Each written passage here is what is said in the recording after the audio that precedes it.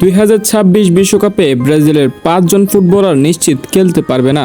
অর্থাৎ 2026 বিশ্বকাপ থেকে ব্রাজিলের 5 জন ফুটবলার ইতিমধ্যেই বাদ পড়ে গেছে। তো দর্শক, আজকের এই ভিডিওতে আমি জানিয়ে দিতে যাচ্ছি কোন 5 জন ফুটবলার ব্রাজিল দলের হয়ে এবারে 2026 বিশ্বকাপটি খেলতে পারবে না। যারা আগে ব্রাজিলের হলুদ জার্সিতে মাঠে নেমে দাপট দেখিয়েছিল, কিন্তু সেই তারকাগুলো আর 2026 বিশ্বকাপ খেলতে পারবে না বিভিন্ন সমস্যার কারণে। দর্শক, এই 5 জনের মধ্যে প্রথমেই আছে গাব্রিয়েল জেসুস। আর্সেনালে খেলা ব্রাজিলিয়ান তারকা গাব্রিয়েল জেসুস বেশ কিছুদিন যাবত ইনজুরিতে ছিলেন। এরপর ইনজুরি রিকভারি হয়ে মাঠে নামলেও পারফরমেন্স করতে পারছেন না এবং গেম টাইমও পারছেন না তেমন বেশি আর্সেনালে। তাই কার্লো আনচেলত্তি তাকে বিশ্বকাপ তালিকা থেকে বাদ দিয়েছেন। এরপর তালিকার 2 নম্বরে আছে Brazilian right winger Estêvão উলিয়ান।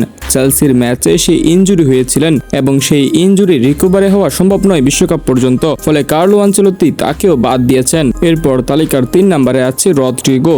Real মাদ্রিদে খেলা এই ব্রাজিলিয়ান তারকা বেশ কিছুদিন যাবত ইনজুরিতে ভুগছেন এবং বিশ্বকাপেও তিনি খেলতে পারবেন না ইনজুরির কারণে। তালিকার 4 নম্বরে আছে এডার মিলিতাও। তিনিও রিয়াল মাদ্রিদের ম্যাচে এসিএল ইনজুরিতে পড়েছেন এবং তিনি রিয়াল মাদ্রিদের ম্যাচও তেমন বেশি খেলতে পারেননি। টানা কয়েকবার ইনজুরিতে পড়ার কারণে তার ইনজুরি সমস্যাটা বড়ই হতে চলেছে এবং বিশ্বকাপ পর্যন্ত তিনি ইনজুরির মধ্যেই থাকবেন। সো তাকে কার্লো আনচেলত্তি বিশ্বকাপে নিয়ে যেতে পারছে না। এরপর তালিকার 5 নম্বরে আছে আরো এক ব্রাজিলিয়ান তারকা ভেন্ডারসন। তিনি ব্রাজিলের রাইট ব্যাক, তবে তিনিও ইনজুরির কারণে এবারের ব্রাজিলের বিশ্বকাপটি খেলতে পারছে না। দর্শক, আমি যে 5 জনের নাম বললাম এই 5 জন 2026 বিশ্বকাপ খেলতে পারবে না।